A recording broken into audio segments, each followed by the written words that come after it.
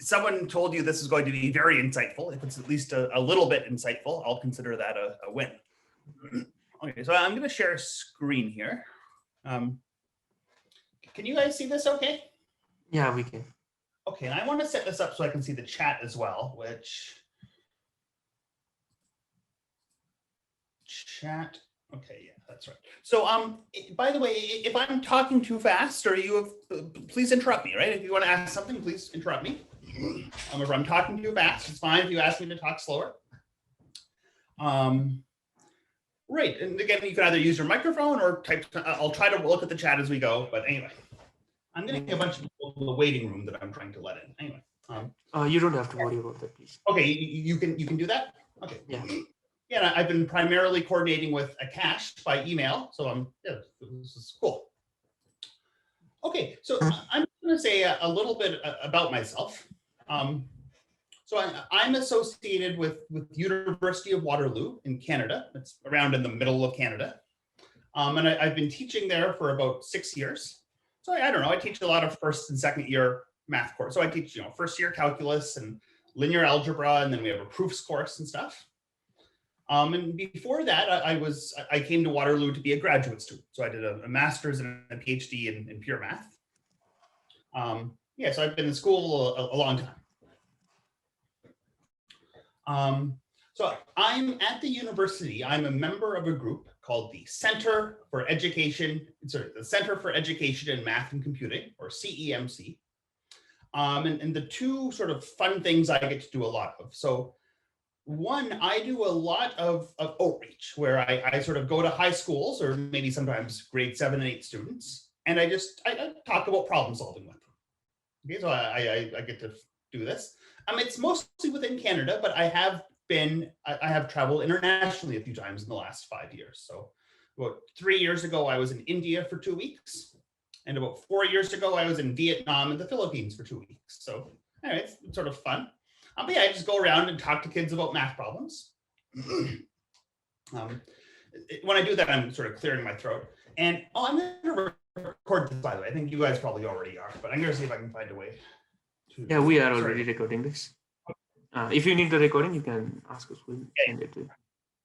Okay. So the other thing I do is I help the group I'm in, we make math competitions for high school students. So I help make up questions that go on contests and try the problems other people make up. And these are written both in Canada and in many countries around the world. I meant to find out ahead of time whether or not anyone has ever done one of our contests in Nepal, but I totally forgot about it.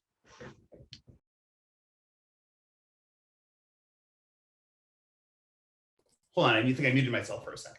Yeah, I would say I regularly sort of do present to what I would call strong high school students, where, I mean, for what I don't think strong means at the level of writing the IMO. I think some emails I had with Akash said you're interested in the Olympiad, but I would say sort of maybe the level below this. So anyway, I do enjoy talking with strong students. Okay, so today what I'm going to do is just talk through a few problems. I didn't know much about you guys and about what level you're at. So I mean, if you find this too easy, then I'm probably not qualified to talk to you at all.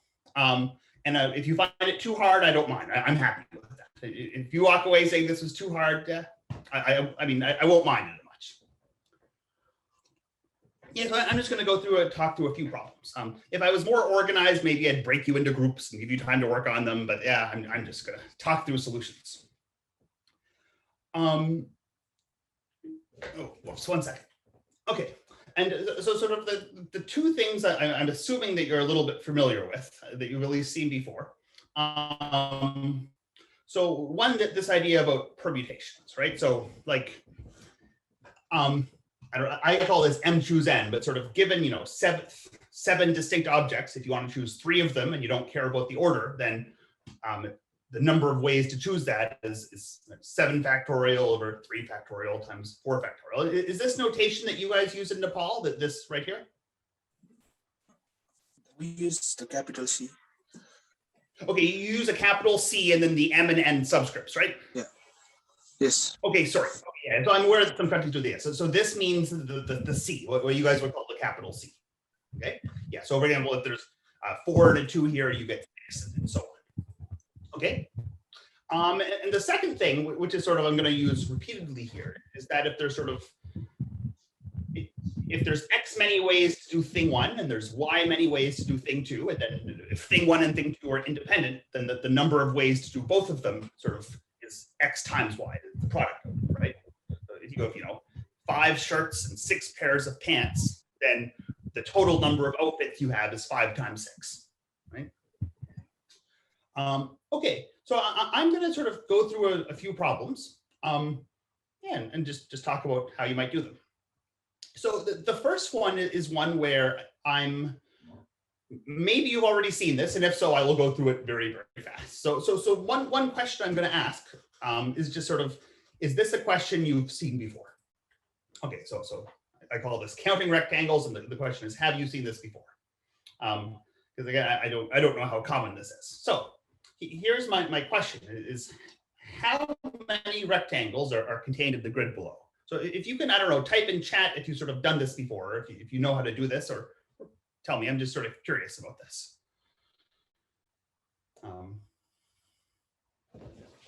I hear somebody saying no.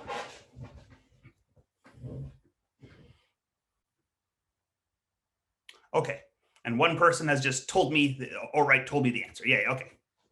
So at least somebody knows how to do this the smart way. Okay, so I'm going to quickly talk about this real quick. So I like this because, I mean, as Marit has just said, there's 2 ways you might do this, and I think one of the ways is much cooler than the other way. So the naive way you might try to do this is just to count all the rectangles correctly, right? So, for example, how many 1 by 1 rectangles you are, or 1 by 1 squares, and there's 12 of them, right? There's 1, 2, 3, 4, 5, 6, 7, 8, 9, 10, 11, 12. Rectangles with height 1 and width 2. There's 9 of these, right? There's 1 here, 2. My mouse is probably not helping very much here, but there's 3 in each row, so 9 total.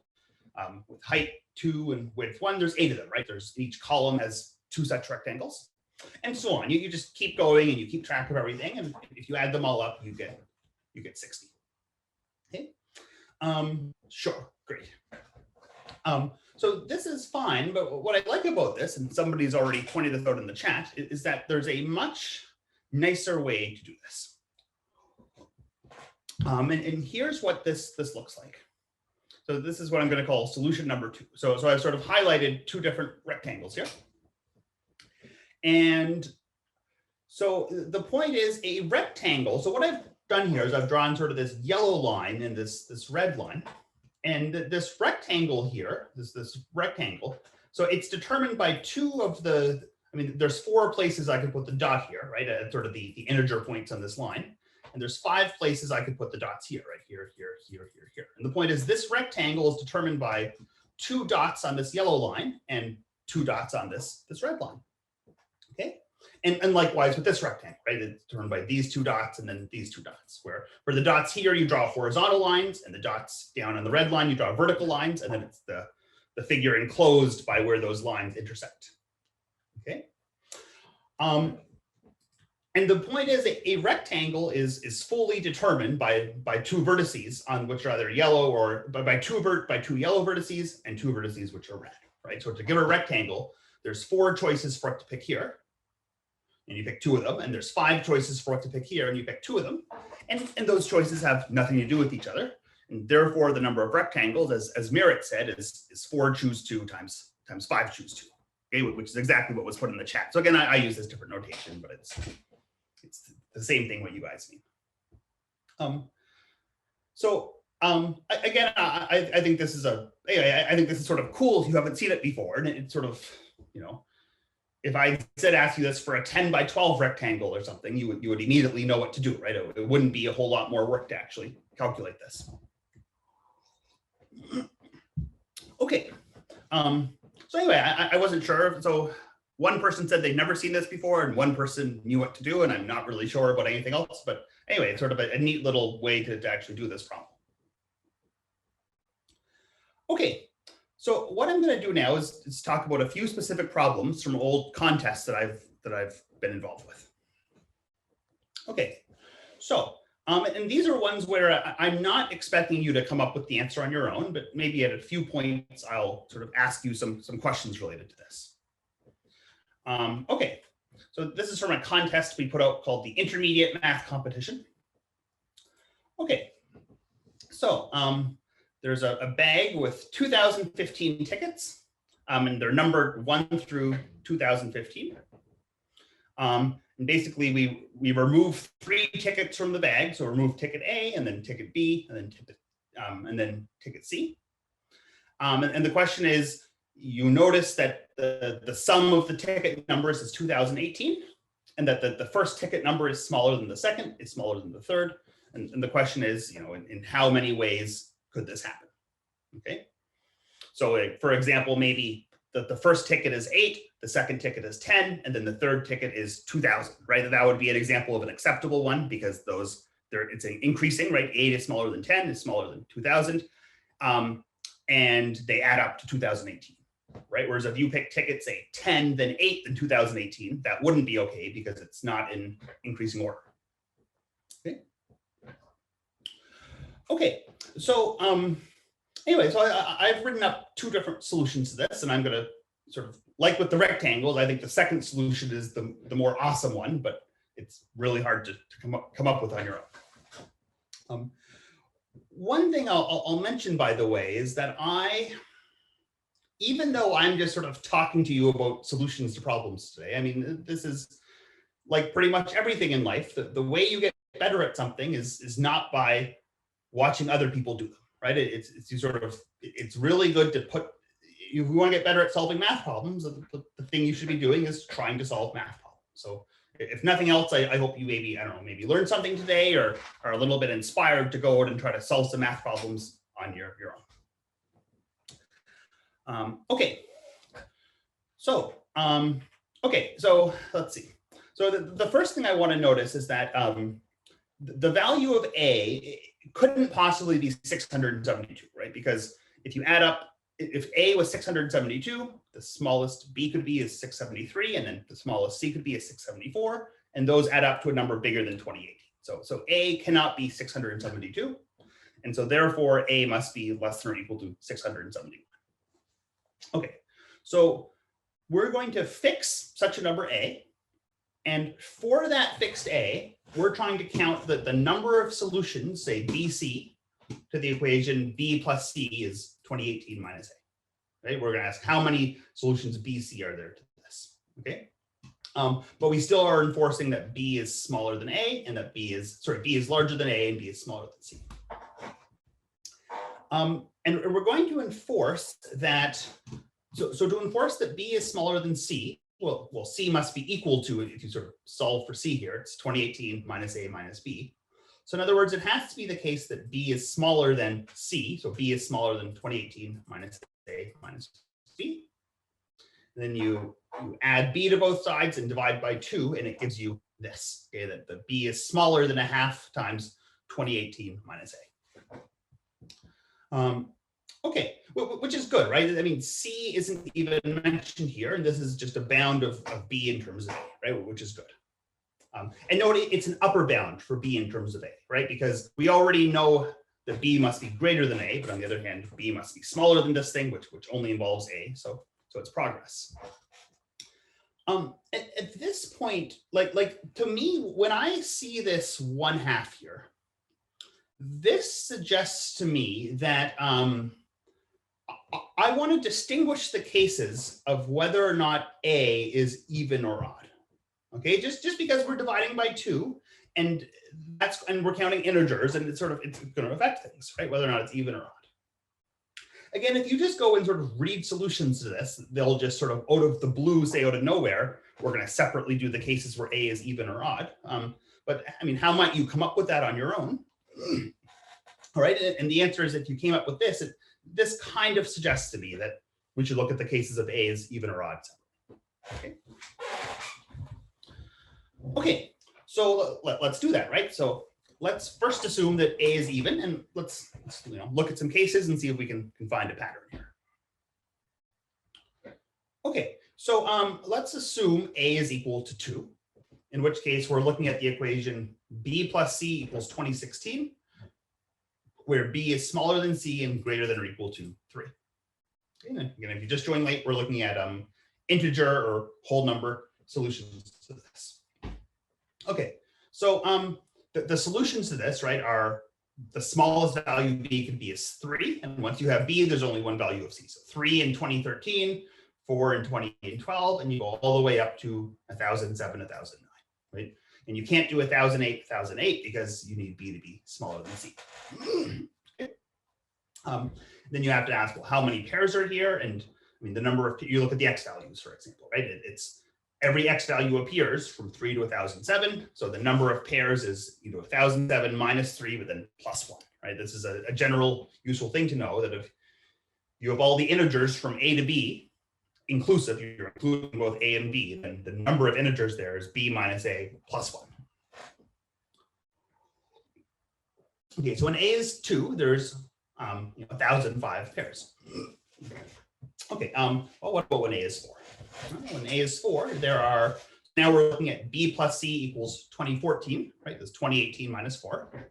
And now we have to have that B is greater than or equal to 5, right? Or greater than 4, or greater than or equal to 5, smaller than C. And so now the solutions, the first one is 5 in 2013, and it goes all the way up to 1006 and 2008. And again, 1006 minus 5 plus 1 is 1002. So there's 1002 such pairs.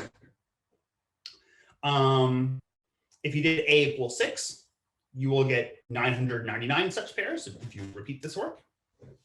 So, and it's sort of tempting that what you might guess is that the pattern is that it just drops by 3 each time, right? 1002, going from 1005 to 1002 is dropping by 3. Going from 1002 to 99 is dropping by 3. But that's true. But on the other hand, we should try to prove. Oh, how is 3 less than or equal to B? Hold on. Maybe I made a mistake somewhere. Is this on the previous slide?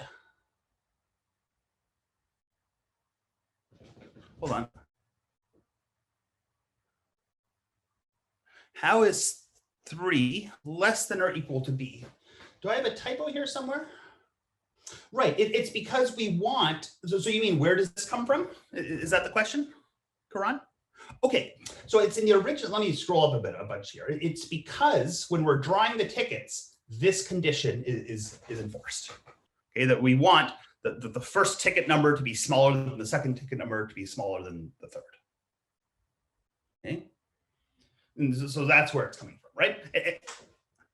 Oh, okay. So that's because we're in integer land, right? Like if you say, if X is an integer, okay, like let's say X is a variable that's going to represent an integer for a second.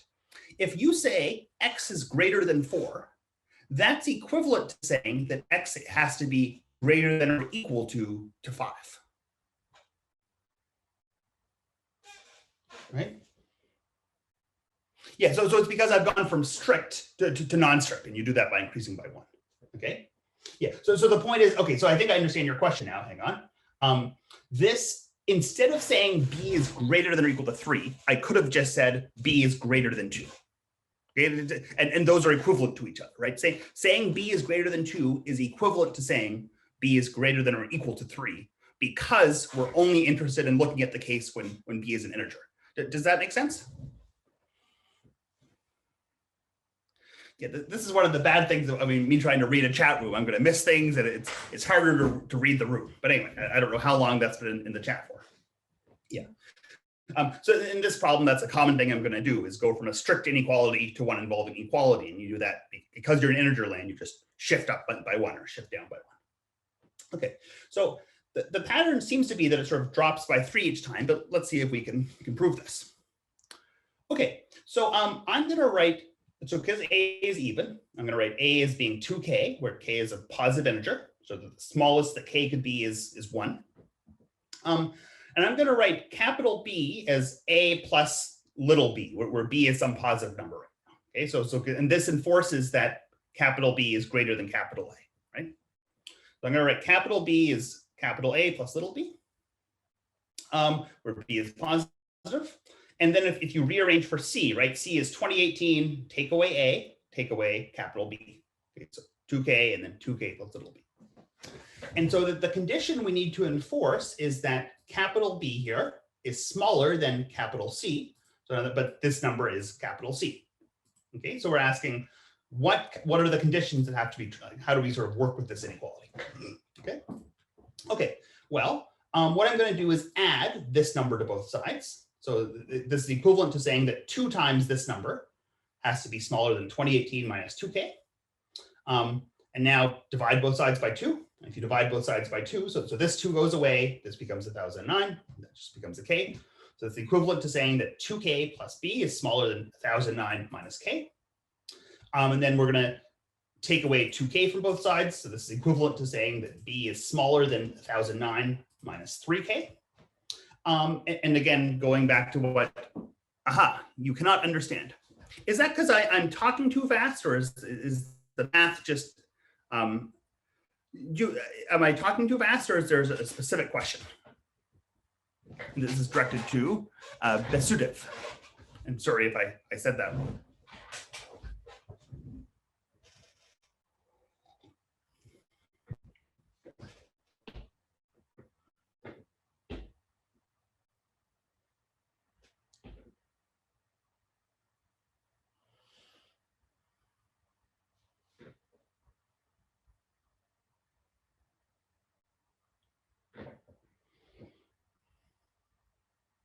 Yeah, so maybe I can try to. So am I talking too fast, Besudev, or is it something else? I guess is my question. Oh yeah, someone raised their hand. Go ahead, please. Yeah. If you have a question, please share. I'd love to hear. Sorry, that was a mistake, I guess. That hand raised was by mistake. Oh, that was by mistake. Okay. Okay, so I will speak a little bit slower. Sure. Yeah, thank you. That's a fine request, and I'll do my best. And please tell me again. Okay, I think I naturally speak very fast, which, especially if English is not your first language, I get that is a problem. Okay, so what we're doing right now is I'm fixing A to be an even integer, and I'm trying to count the number of solutions to the equation B plus C equals 2018 minus A, where I impose that B is greater than A and smaller than C. Okay, and so for a fixed value of A, I'm going to count the number of solutions. Okay, so for example, when A is 2, it's B plus C is 2016, and this is the bound we have, and I've just sort of written down all the solutions and found that there's 1005. Okay, and likewise, when A is 4, here's the equation and the bound, and I've found the number of solutions. Okay, and it seems that each time I increase A by 2, because I'm only looking at even values here, it seems that the number of solutions goes down by 3. Okay, but that being said, we're in math, and just because you think a pattern repeats, you have to justify why it repeats. It's not enough to just say, oh, it drops by 3 each time. I'm going to ask, well, how do you know that? Okay, so I'm now trying to justify this. Okay, so we're going to write, by writing A is 2 times a positive integer, this enforces that A is even. So what I'm now going to do is I'm going to write B as capital A plus little b, where little b is positive. So this enforces that capital B is greater than capital A. And then because A plus B plus C is 2018, I can solve for C, right? C is 2018 minus A minus B. So minus A is right here, and minus B is right here. And now I'm going to say, look, it has to be the case that B is smaller than C. Well, this number is B, and this number is C. And what I'm now going to do is just rearrange that inequality, okay, and sort of cancel some stuff out and put like terms on one side. And it turns out this inequality turns out to be equivalent to this inequality. It turns out that one is true exactly when the other is true. Okay, going back to a question that Karan asked me, saying that B is smaller than this number is equivalent to saying that B is less than or equal to 1008 minus 3K. So it's dropped by 1, but I've gone from strict to possibly equals. And that's because we're just talking about integer solutions. Okay, so what this tells me, right, the smallest value of K is going to be 1, right? When A is 2, you have K equals 1. And that's going to be B is less than or equal to 1005. Okay. On the other hand, B is greater than or equal to 1. And so you get 1005 solutions, and that's exactly this 1005, right? You get when K is 2, so that's when A is 4, you're going to get B is less than or equal to 1008, take away 3 times 2, which is 1002, and that's exactly the 1002 right here. Okay. So in other words, as A goes up by 2, the number of solutions goes down by 3. Okay, which is exactly what we guessed, but this is sort of a formal justification for that. Okay, so this tells us that the thing we thought was a pattern, that it actually is a pattern. So with that in mind, we're now going to count everything. Okay, so when A is even, so the number of pairs that are solutions to this is given by this sum. Okay, so there's 1005 solutions when A is 2, 1002 solutions when A is 4, 999 solutions when A is 6, and then I have a big ... here, but it's decreasing by 3 each time. Okay, now at the very start of this problem, I sort of told you we have to have that capital A is smaller than less than or equal to 671, greater than or equal to 1. But because A is even, this is the same as saying that A is less than or equal to 670, greater than or equal to 2. But A is 2K, so divide both sides by 2. That gives you this amount, okay? So in other words, this sum has 335 terms, okay? And this final term, right, this would occur when K equals 335, okay? Okay, and so now what I'm doing is adding this up. Again, I'm not worried about a general, I mean, I don't care if you work out the final answer, but is this something that, do people generally know how to actually sort of work out this sum? Is this something you have at least a general idea how to do? To have their questions to everyone. I'm sorry, I did not understand that. I could not hear that. Could you please repeat? We're not like familiar with this type of questions actually. I'm sorry, I still didn't, I apologize. I still did not understand. Your query was related to if we are familiar with these questions, no? Yeah, and you're saying you do know how to add up like these numbers or don't? No, not actually fam. Yeah, this, okay. But we learned this outside of the school, so in the school curriculum, this kind of sum is not related. Okay, so I will briefly talk about how you might add up this sum. Okay, so someone said this is in your curriculum. Yeah, in grade 11 there is, but for the little 9 and 10, for the grade 9 and 10, it is not in the curriculum. I understand. Okay, I got you. So you're saying there are people here who are in grade 9 and 10. Okay, sure. So I will briefly tell you how you might work out this sum. Okay, and the point is you pair them up, right? You pair up 1005 plus 3 is 1008, right? 1002 plus 6 is 1008, right? 999 plus 9. You like that. Okay, so how many pairs are there? Well, the number of pairs, there's an odd number of terms in this sum. So the number of pairs is, so there's 335 terms in this sum. So the number of pairs is 335 minus 1 divided by 2. And each pair adds to 1008, so 1005 plus 3. But then you also have to take into account the one middle term. But the one middle term is the average of 1005 and 3. So it's going to be 1005 plus 3 divided by 2. Okay? And so this sum is equal to this number, which turns out to be this. Again, if you haven't, when you get into grade 11, I'm guessing you call this an arithmetic series. Is that right?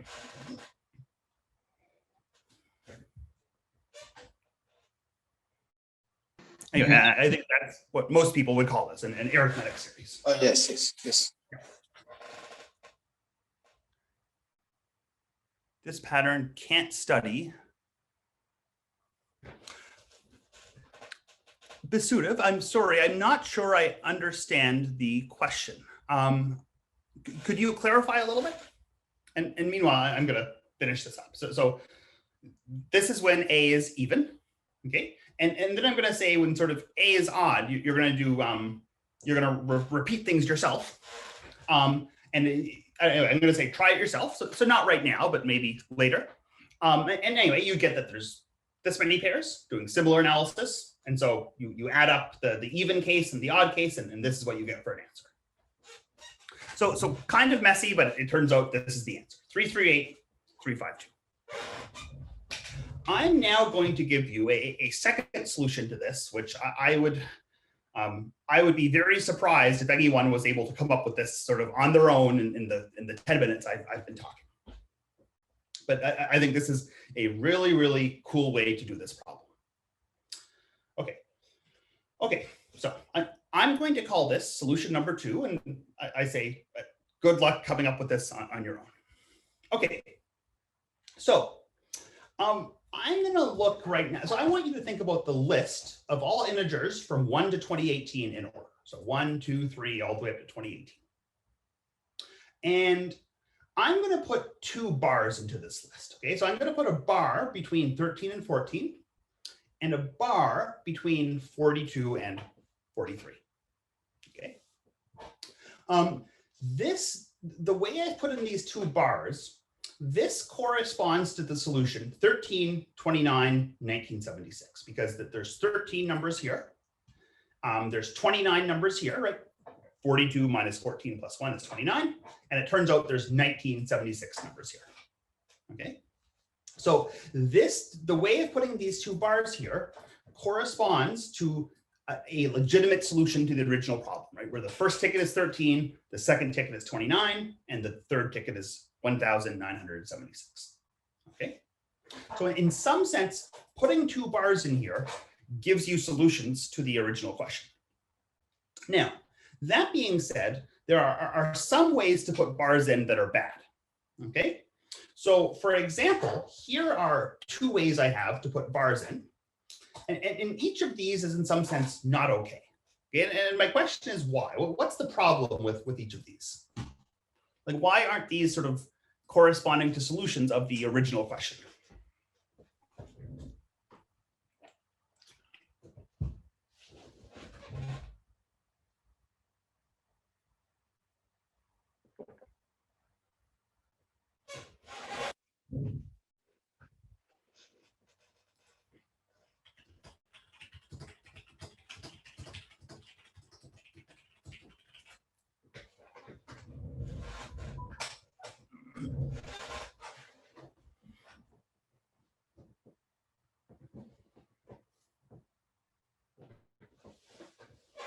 Yeah, so again, the question was sort of, this division gives me a legitimate ticket solution, whereas here are 2 different divisions, and neither of them, the sum of the number of terms is not equal to 2018. So in fact, in both of these, I think the sum of the number of terms is equal to 2018. But there's something else that's a problem there.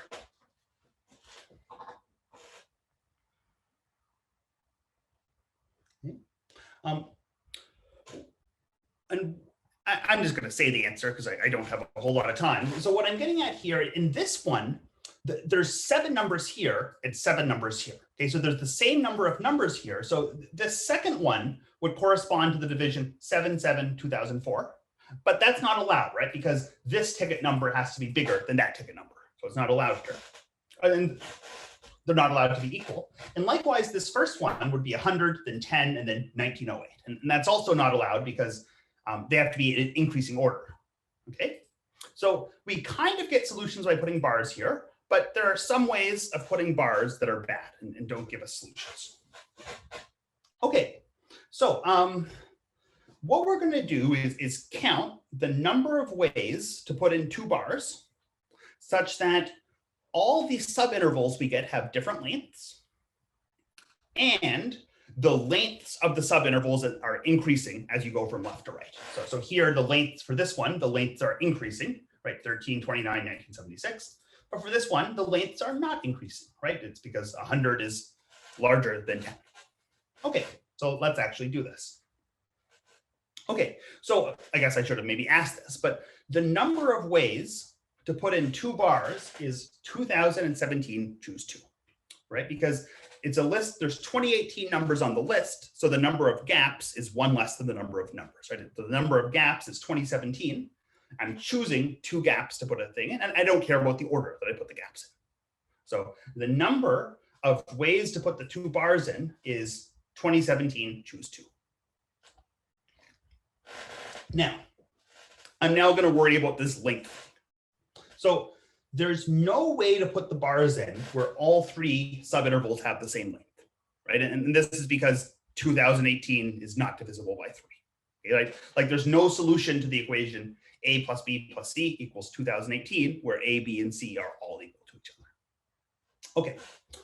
On the other hand, what about subintervals where 2 of the intervals have the same length? Okay, so what about things like this, right? Because these are bad, I need to take care of these. So I'm asking sort of, how many ways can I get something like this? Okay. So there's a few ways you can count this, but well, so we're looking at the equation A plus B plus C equals 2018. And so let's say A equals B, then we're really looking at the equation 2A plus C equals 2018. I've just chosen to call them X and Y. So we're asking how many solutions are there to this equation? And the answer is, look, because 2X is even and 2018 is even, then Y has to also be even. And so Y can be any of the numbers 2 all the way up to 2016, right? Because X and Y both have to be positive, okay? So Y can be any of these values, and there's 1,008 different values there, right? It's all the even numbers from 2 to 2016. So there's 1,008 values. But I then need to multiply by 3, right? Because there's 1,008 solutions where A equals B, but there's also 1,008 values where A equals C, and then there's also 1,008 values where B equals C, okay? So therefore, the number of ways to put 2 bars in where the lengths of all 3 subintervals are different is 2017 choose 2 minus 3 times 1,008. Okay, so this is the total number of ways to put 2 bars in, and this is, I've taken away all the ways to put 2 bars in where 2 of the 3 numbers are equal to each other. Sorry. How to know the number, so your question is, how do I know that there's 1,008 even numbers here? Okay, it's because like solutions, okay, so when I'm looking at this equation, again, I'm interested in X and Y being positive. Okay. Because 2018 and 2X are both even, it follows that Y also has to be even, right? There's no solutions to this equation if Y is odd. Okay.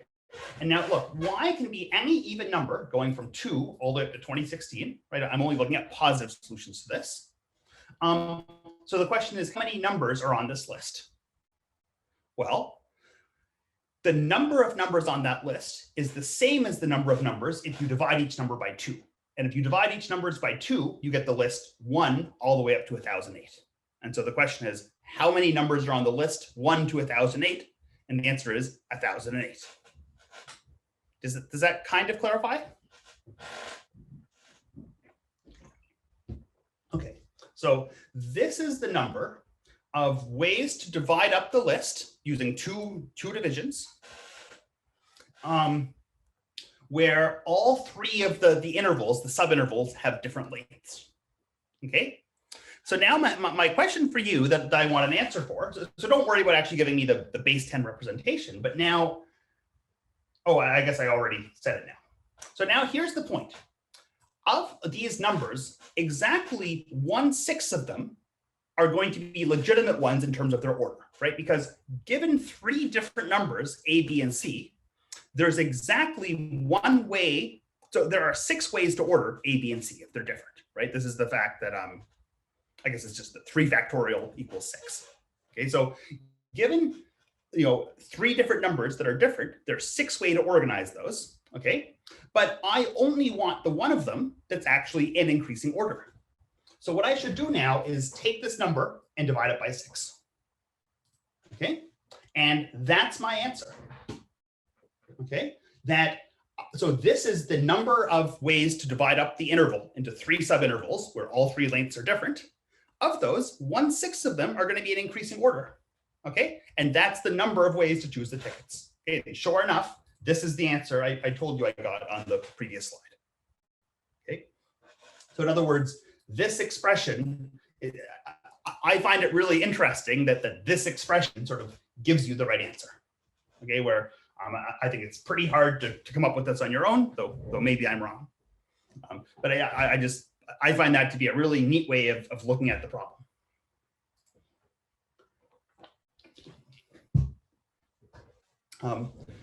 So again, maybe maybe this didn't totally make sense to you right now, but it is being recorded, and I would encourage you to look at it again later if it didn't.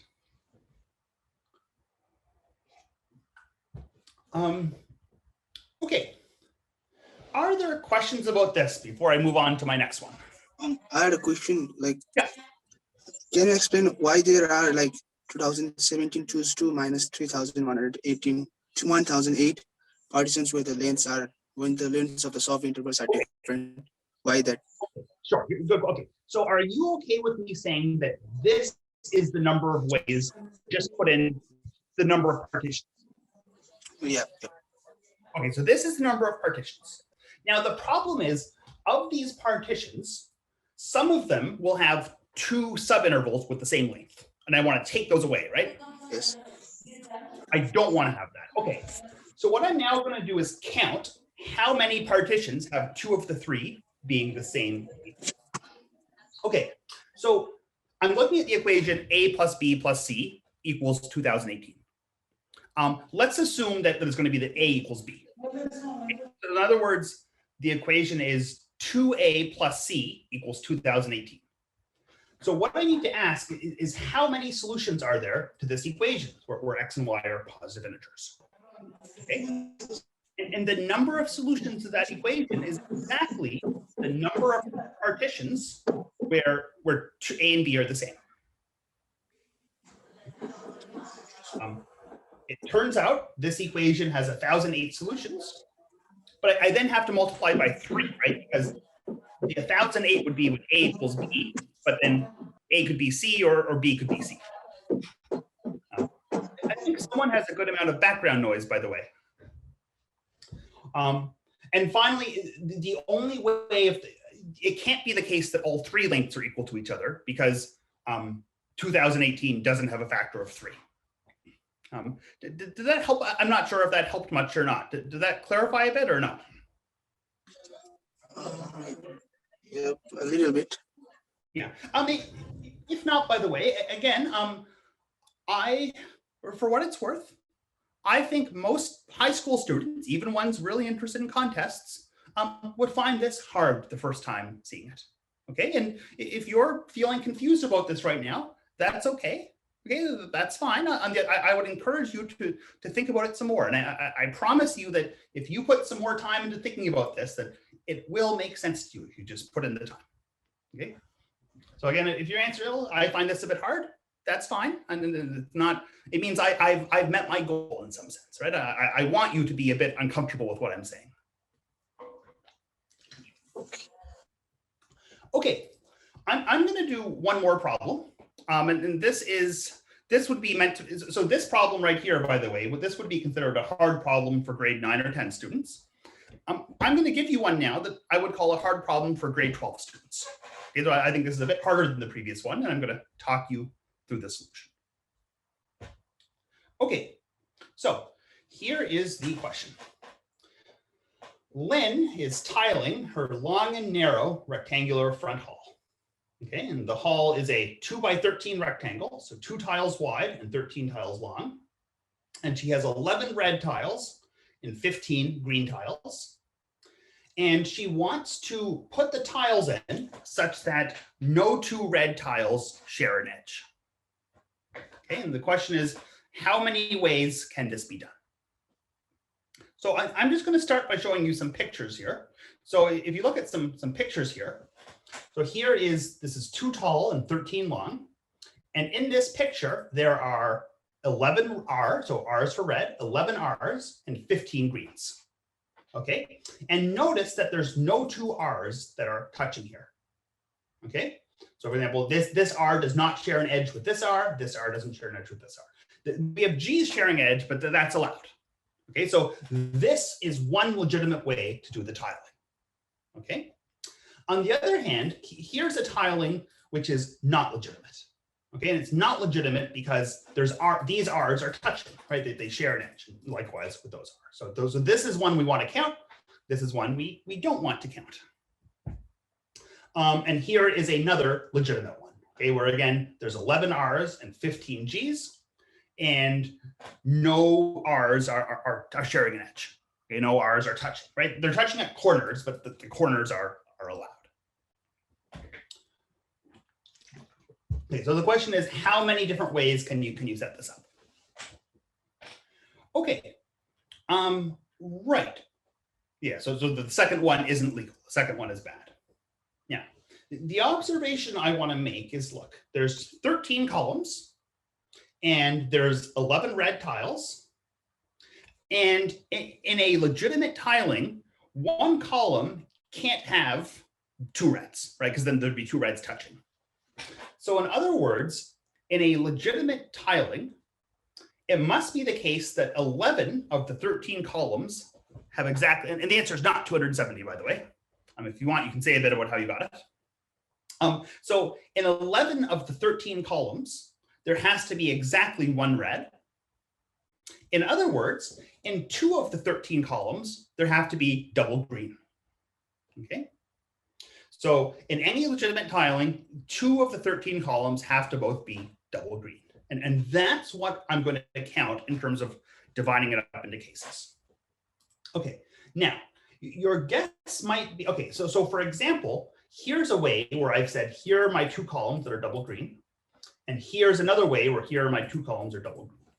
Now the question I'm going to ask you is, how many ways can you fill this in? If you're trying to fill this in to get a legitimate tiling, how many ways are there to do this? Let's say for the first one. So now I'm going to place my remaining R's and G's.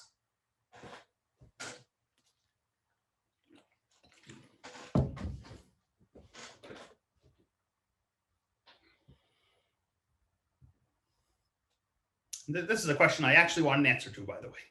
So how many different ways can I put R's and G's into the blanks to get something legitimate?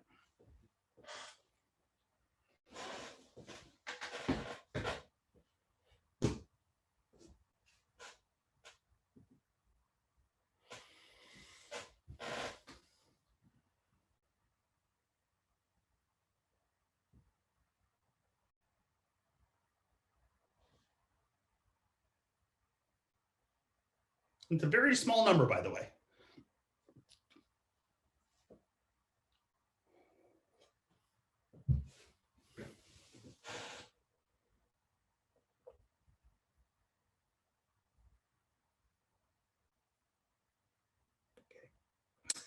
The answer I'm looking for is 2. Okay, there's only 2 ways to fill the tiles in. Okay, because like if you put an R in this square, then it has to be that it goes R, R, like it has to alternate diagonally, right? R, R, R, R, because again, each of these columns has to have an R, but the 2 R's can't share an edge. So once you put an R here, it automatically has to go R, like up and down like this. Okay, so that's one way. And the other way is if you put an R, you can put an R here in this one, in which case it again goes up and down like that.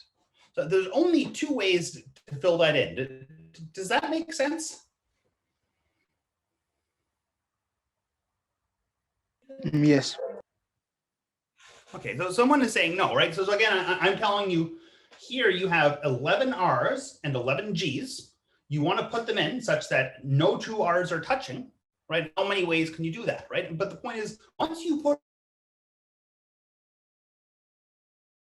an R here, this column has to have an R, but the R can't be here because then it'd be touching this R, so the R has to be here. Well, this column has to have an R. It can't be here because it'd be touching that R, so it has to go up here. and it has to go back and forth like that. Okay. And then likewise for this one, can anyone tell me how many ways are there to fill in this one? It's not just 2 anymore.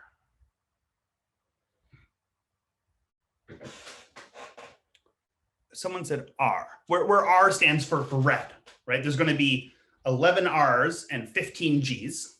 Yeah, and the answer is 8, right? Because similar to above, there's 2 ways to fill in this, right? Once you put an R here, that determines everything in this block of 3, right? There's 2 ways to fill this one in, and there's 2 ways to fill this one in, but those are all independent. So there's 8 ways to fill this in. Okay, and so the point I'm making here is that it's not enough to just count the number of ways to put the 2 columns of all greens, right? Because here there's only 2 ways to fill it in, but here there's 8 ways, right? So I think a common guess I get to this question is that people guess it's like 13 choose 2, maybe times 2 or something, but it's not that, because different ways of putting these 2 double greens affect the number of ways you can do it. So what I'm going to go through now is look at all the different sort of options of where you place for each of those. Just do a count. Okay, we're going to look at the different ways to place the 2 double green columns. Okay, so there's, roughly speaking, I'm going to say 5 different types of placements. Okay, so I'm first going to look at the possibility that the 2 double green columns are touching each other. Okay, well, they're either at the edge, they're off to the side of the entrance to the hall. Okay, this case would also include the case where it's both greens right here, by the way. Okay, or they're both touching each other, but they're in the middle somewhere. Okay, so if both greens are touching each other, they're either at the side of the room or they're in the middle of the room. That's types 1 and type 2. And now, if the double greens are not touching each other, they're either both on the edge of the room, there is 1 on the edge, 1 in the middle, or there are both in the middle. Okay, so for each of these, we're going to go through and do a count. Okay, so type 1 is this. I guess I already said it, but there's 4 ways to do this. Okay, so the one is there's 2 ways to fill this one in, but then I'm also counting the case where there's 2 G's here, and then there's another 2 ways to fill that one in. So there's 4 ways to do this one. Okay, I'm going to ask you another question now. How many different ways can this one be filled in?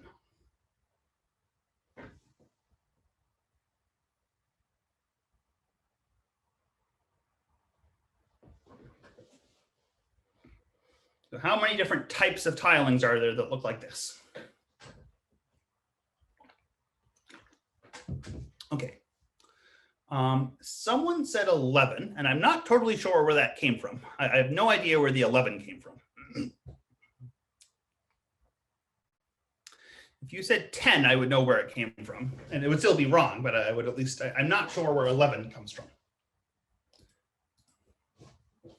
Okay, so someone said 4. Okay, so when Raj says 4, Raj means that if the G's are exactly here, then there's 2 ways to do this and 2 ways to do this, and you multiply to get 4. Okay, that being said, I also want you to count, for example, if these 2 are the G's. Okay, so I want you to consider all possible hallways where just the 2 G's are touching and they're somewhere in the middle. So it's not just 4. Right? 4 is only if they're exactly in the 5th and 6th column, but what if they're in the 6th and 7th column or the 9th and 10th column?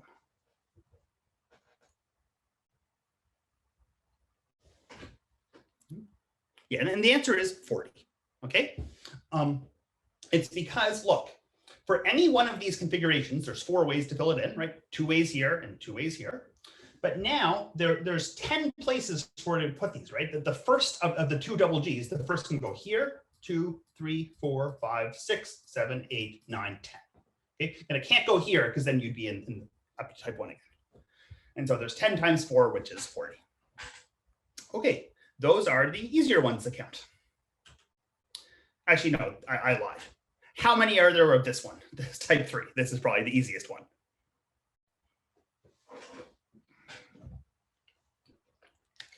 Just 2, right?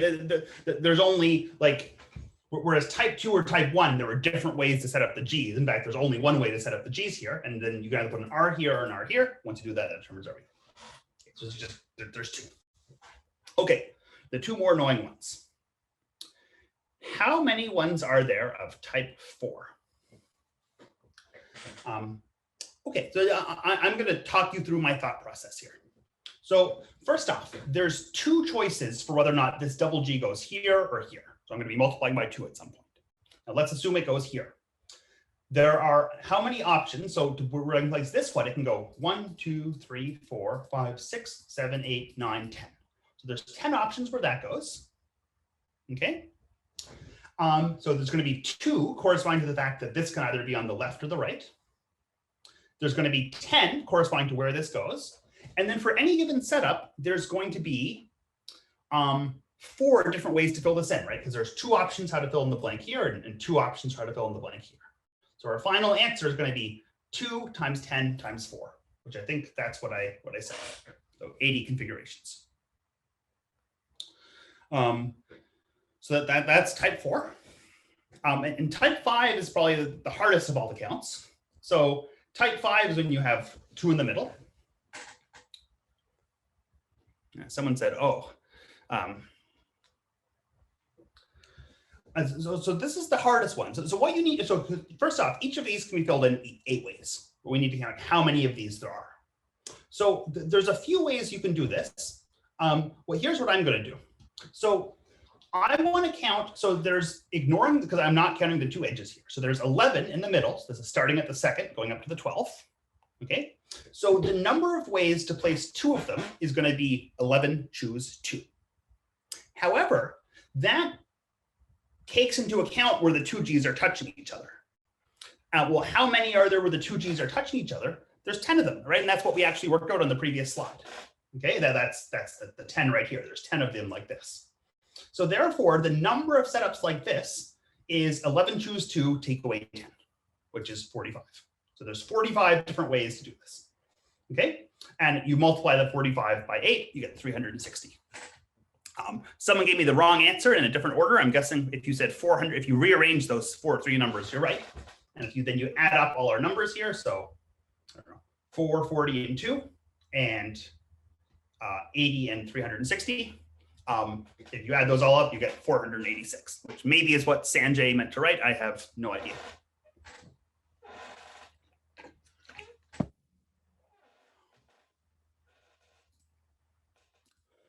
Okay. Again, I think this is a pretty hard problem where it's sort of, you need to figure out how you want to divide up the question to make it more manageable. And this is a very common theme in these contest combinatorics problems where it's sort of, at first sight, the problem seems overwhelming and you need to find the right way to divide it up. Okay, so I've been talking about an hour now. I did have one more problem prepared, and I don't know how the room is feeling. I don't know if I should stop here or keep going, and I'm sort of fine either way. I don't know if people have a preference or not about this. Sure, you can continue. We will be pleased to hear more, I guess. Okay, yeah, so I guess if someone wants to leave, that's fine. I'm going to take a 2-minute break right now, okay? I'm going to go use the bathroom and get some more water. I'll post the problems. So yeah, so right here, I'll tell you what the question is first, so you can think about this while you're gone. So the question is, how many length 10 words with only having A and B do not contain A, B, B, A? So let me just get started in case you want to think about this. So as a fun fact, does anyone know who these people are?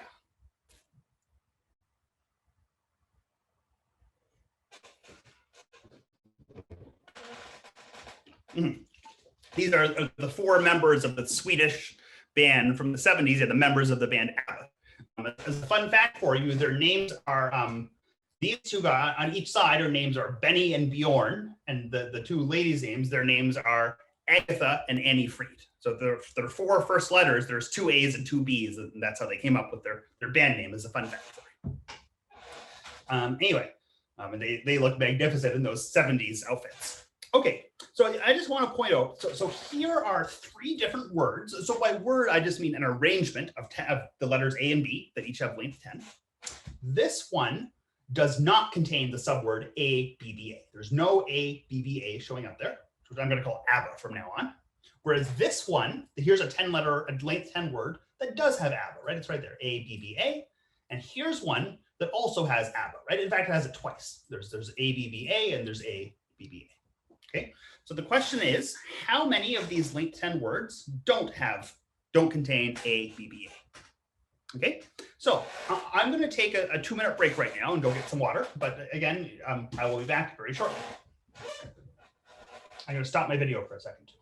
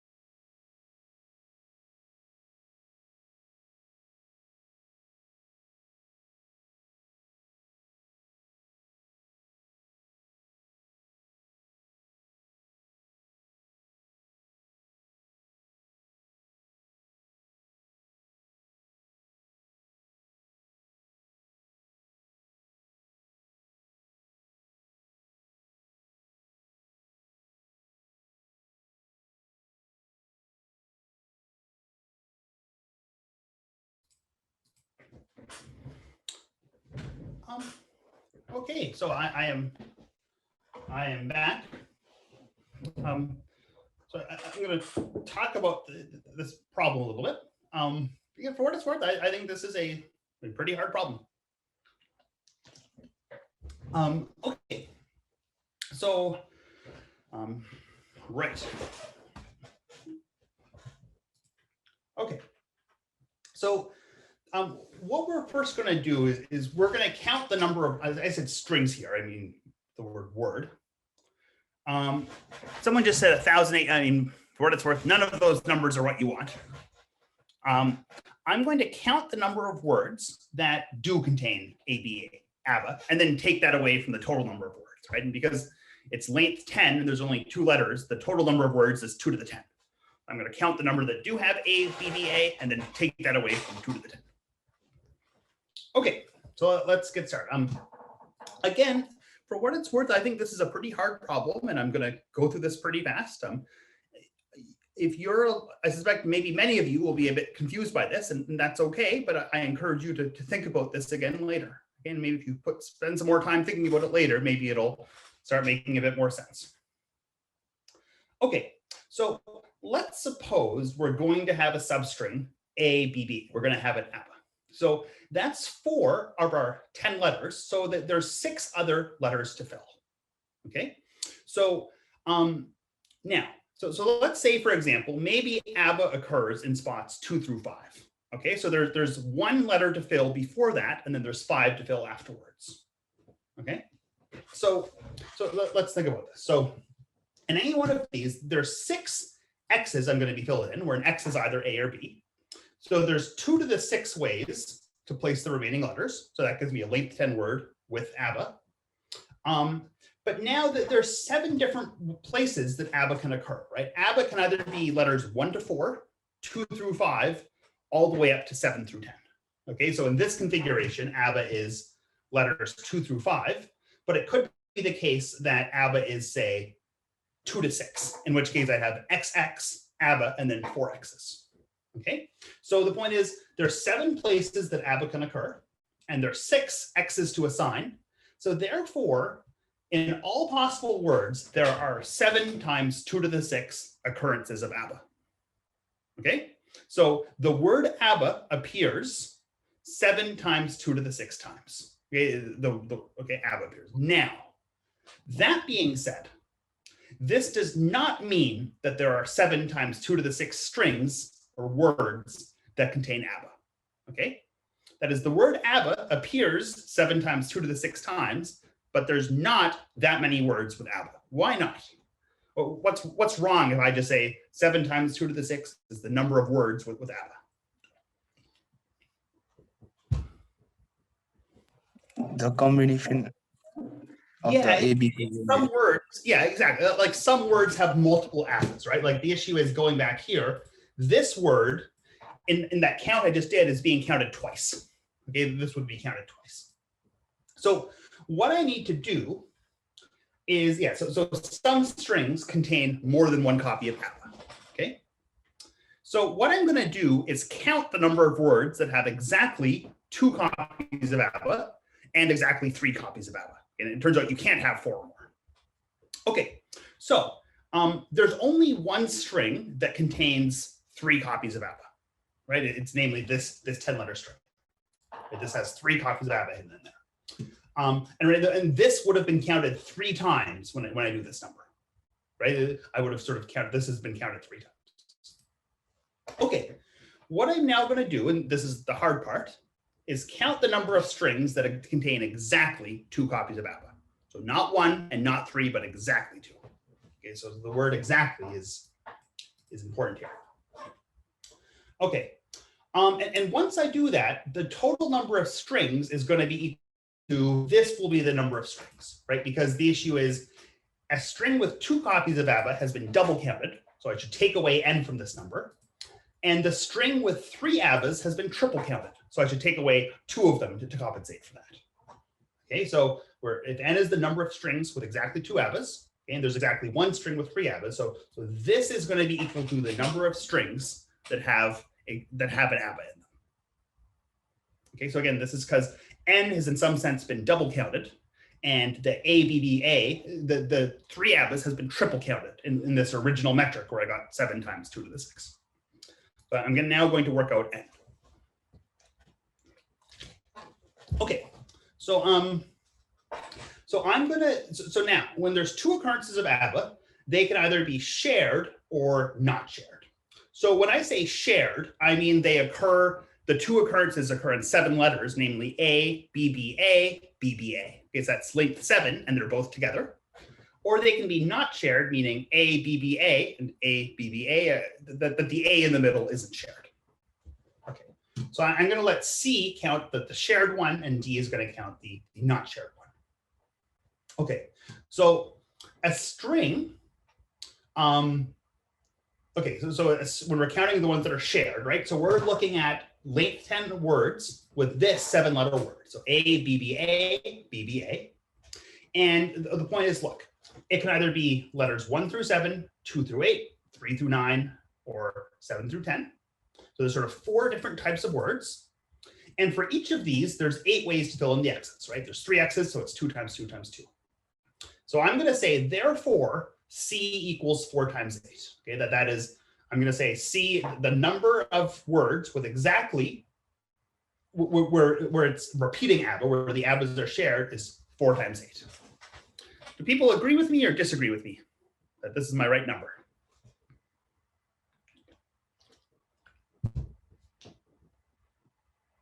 Or rather, I'm going to tell you that you should disagree with me. I'm wrong here. Okay, that this is not what C is, but why not? What's wrong with me saying that C equals 32? I've made a mistake here, but my question is, what is the mistake? In the second, is the ABBA shared there? Say that again, please. I didn't understand. In the second, like XABB, is the ABBA shared there? Certain? Is it?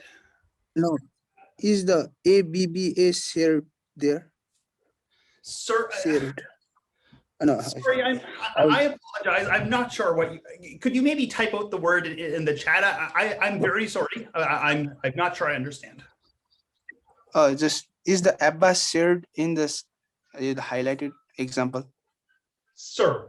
Oh, wait. Oh, like, do you, hold on, let me, did you say, hang on. I hear the word served, like I typed it SERV. Is that what you mean? Or sorry, if not, I'm missing something. Shared, I mean shared. Shared, yeah, sorry, I understand, yes. This is one where it's shared because there's 2 ABBAs, but this A is being used in both of them, right? This middle A is being used in both. So all of these are shared. Okay, when I say shared, I mean that middle A is used as the last letter in the first ABBA and the first letter in the second ABBA. So that they're all shared. Yeah. Okay. So what I'm trying to count right now is the number of words where there's exactly 2 ABBAs and that they're shared, meaning that it's a string of 7 letters in a row, A, B, B, A, B, B, A. And my point is, look, there's sort of 4 different possible setups. There's 8 ways to fill in each. So why isn't my answer 4 times 8, which it's not?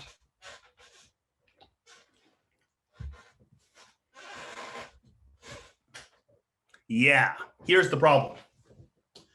This one you cannot choose any 3 possibilities for the 3 x's here because you cannot choose BBA. Because if you had BBA here, this one would have 3 ABBAs and not just 2. And likewise, this one, if you chose ABB here, this one would have 3 ABBAs and not 2. So the point is, in the first and the fourth one, there's not actually 8 ways to fill it in. There's only 7 ways to fill this in. Because remember, I want exactly 2 copies of ABBA. So there's only, even though it looks like there's only 7 ways to fill this one in, and there's 7 ways to fill this one in. Okay, so in other words, I should take away 2. Okay, right? So yeah, so the first and fourth setup, they allow the possibility of having 3 ABBAs. Okay, and so I should take away 2, which is, and this is the number of, with exactly 2 ABBAs where the ABBAs are shared.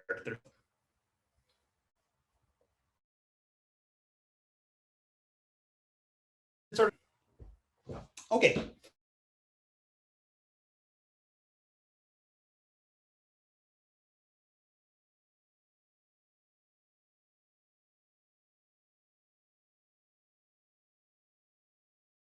One where they're not shared, right? Because here's an ABBA and here's an ABBA, and the A's are not shared. And there's 2 ABBAs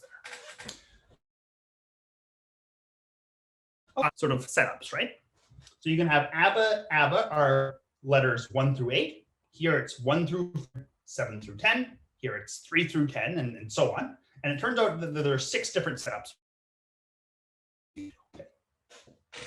I'm now going to ask you the question. So similar to before, how many, what's D? If you spend some time thinking about it, that's okay. Yeah. What is the value of D? So how many words are there with exactly 2 ABBAs where there's no overlap, where they're not shared?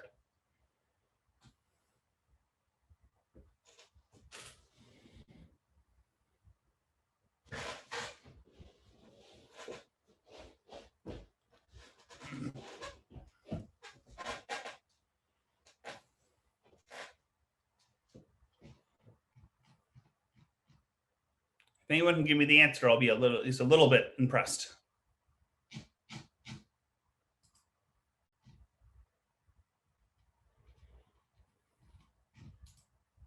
Okay, someone said 24, and it's not 24. Now, I know what you're thinking. You're thinking there's 6 of them. Each of them has 4 ways to fill it in, so it's 6 times 4. But there's a problem with that.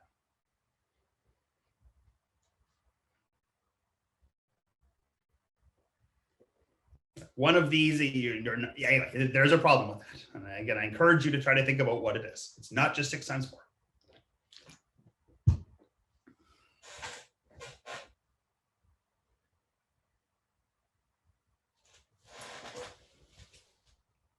The second one.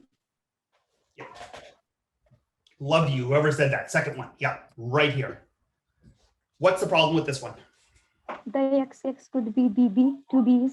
Yes. The problem is you cannot fill this one in with BB here because then you get an ABBA, right? All of the other 5 ones, no matter how you fill in the 2 X's, you only have 2 ABBAs. But this third one, the second one right here, you cannot, there's only 3 ways to fill that in, not 4, right? You can do AB or BA or AA, but you can't do BB. And so the actual answer is 6 times 4, take away 1, which is 23. Okay. And so, and now we're essentially done. Okay. So the number of strings that contain an ABBA is 7 times 2 to the 6, then minus the 30 and 23, and then minus the 2, that's for the triple ABBA, which is this number. So there's 393 terms with an ABBA, and therefore the number without an ABBA is 2 to the 10. That's the total number of words minus the number with an ABBA. So this number, 631. Again, for what it's worth, I think this is a very hard question. Okay, this was so we have a contest for grade 12 students called the Euclid. And this was one of the final questions on it. And again, I don't know how many people got this, but it would be well under 1% of high school students who wrote this. It would have got this right. Yeah, this is a hard problem. Again, if you were really confused by this, that's okay. You shouldn't feel bad. Maybe, again, I decided today I'd rather make the bar be too hard rather than too easy. If you did find everything too easy, I'm sorry about that. And if I talk to you again, I will try to make things a lot harder.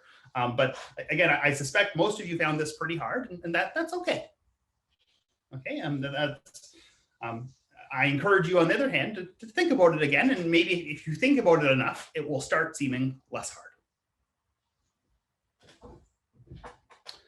Are there questions about this specific problem, by the way? Does anyone have a question they want to ask?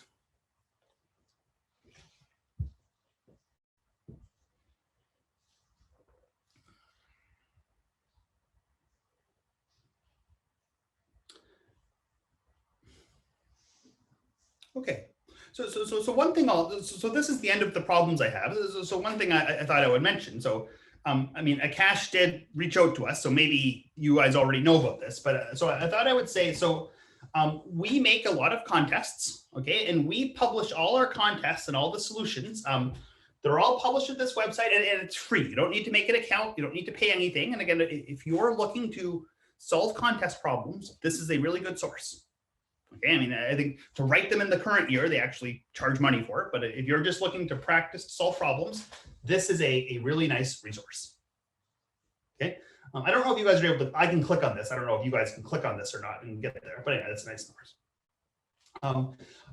One thing I'll mention again is don't just go and look at a problem for 5 minutes and then read the solutions. Okay, spend time trying the problem. Okay, and like if you spend 30 minutes working on a problem and you don't solve it, you have still improved. Okay, the time you spend struggling on something helps you get better.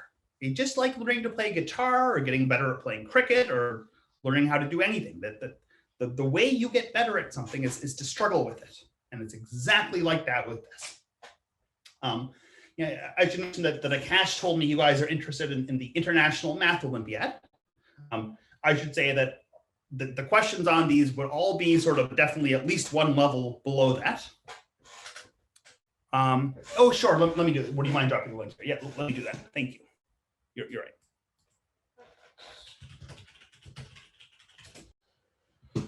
Hold on. Thank you. Yeah, you good. Go ahead. So everyone, hang on. So I posted the link in the chat. Yeah. So again, these are sort of, these would all be easier than what you see at the IMO, but I mean, you have to start somewhere, right? And if you're, if you're interested in IMO problems, I'm guessing you don't just start on day one trying to solve it. You have to start probably at a lower level, and this is a good source. And there's several contests. I was going to say, if you're a student in grade 11 and 12, these are the two we have meant for grade 12 students. So they would be the hardest of the two. Okay, so again, if you're looking for a source of problems, this is a really nice source, and there's no money attached to it or anything like that. I've also put my email address here, and again, I guess similar to what I'm probably going to say this one. Shwijal asked. Just put this in the chat. Why not? Sorry if I said that. I'm very bad at pronouncing names. So again, and if you have any questions about this sort of thing, you're welcome to email me. So I guess at this final, does anyone have any questions for me or anything you want to ask?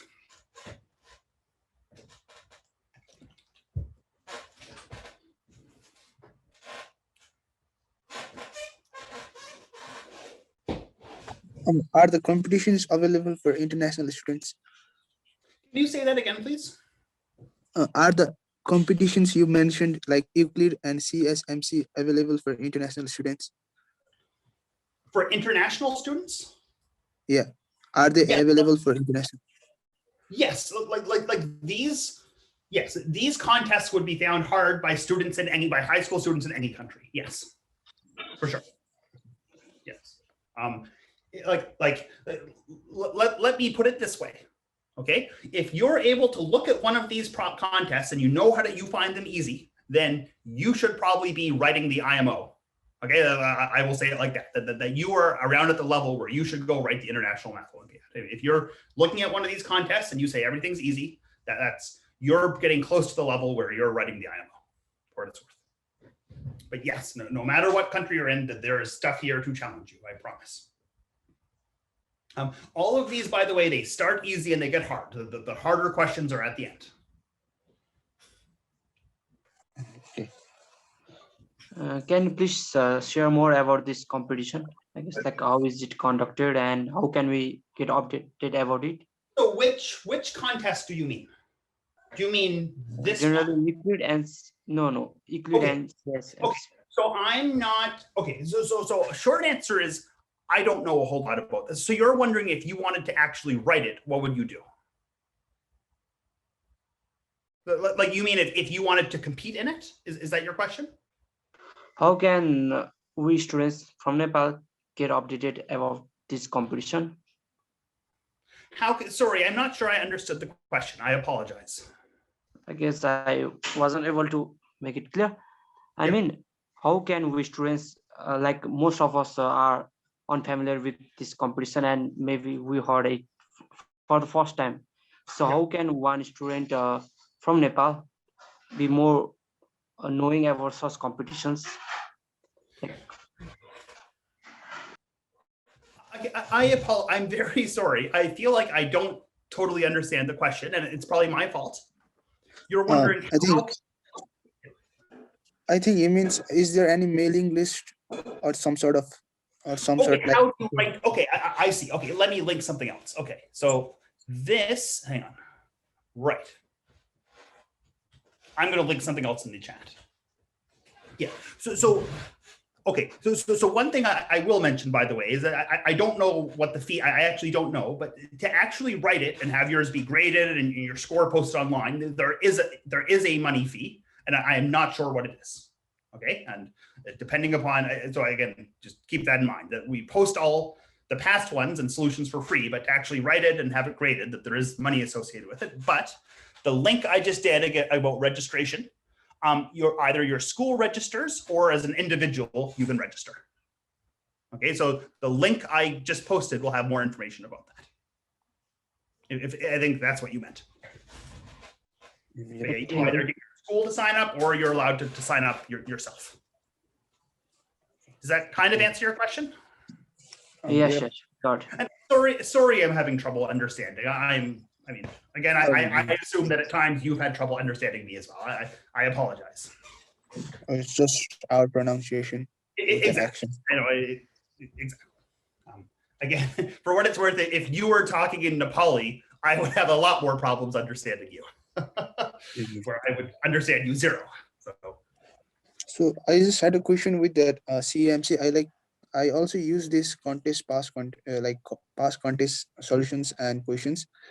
Like um mm, for example, in Nepal, like we know about Olympiads when we are in probably in the late high school Yeah. or in grade 11 or 12, if we know. So most of the students just instead of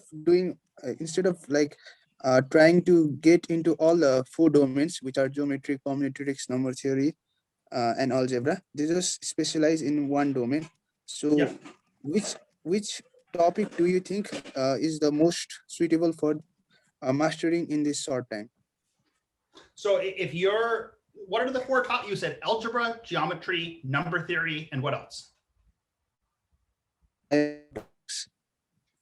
sorry, I missed the final word. I'm sorry. Combinatorics or Okay, the you're saying- IMO topics. You're saying which of those are the most important for IMO topics? No, which of these are amongst these? Which topic should we specialize or should we master if we have a little time in our hand? Okay, definitely algebra, no question about it. That if you're, I mean, for example, if you are going to university after high school and something involving math or science or engineering, of those four topics, the one that you're the most likely to want to know about is algebra, for what it's worth. And like also, if you're thinking about going to university, I would say number theory is the least important. I would say algebra and combinatorics, in terms of sort of studying at university, are the two that I would think are the most important.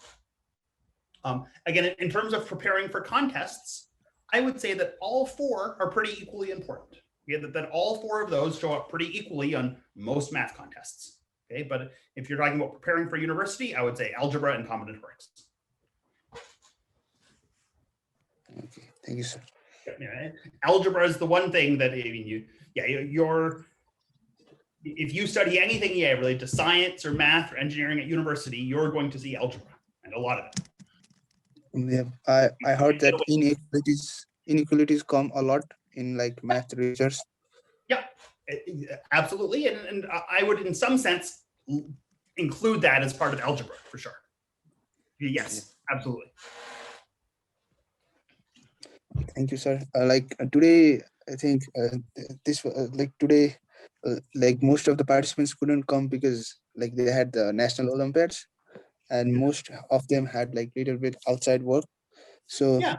today a little bit. No, that's okay. And again, I think it's awesome that, I don't know how many, there was about 20 or 25 people here. It's a Saturday. I mean, it's the weekend for you guys, and you're here hearing about math problems. I think that's really awesome, and I'm very happy about that. That's, I mean, good for you guys. I'm sure there's Thank you very much, sir. Yeah, lots of more enjoyable things to be doing in your time, I think. So good for you. So we look forward to hear more from you. And this session was really wonderful. Yeah, so and if yeah, you could, it was my pleasure speaking to you. Again, if you'd like to email me again about doing this again in the future, I'd be happy to again do this sort of thing in the future. Thank you very much. And if you could please, please share the presentation with us. Sure thing. I will email it to Akash. Is that okay? Yeah, it's okay. Yes. Okay, I'll email it to Akash right after I'm done here. So, okay, again, all the best meeting everyone, and I hope you enjoy the rest of your day, and I'm glad you're all interested in math problems. You too, sir. Have a great day. I think we can end this now. All right. Thank you for being here, sir. Yeah, no, thank you for having me. I love speaking to students who want to hear about math problems. So thank you for having me. All right. Yes, sir. Goodbye, everyone. Enjoy your day.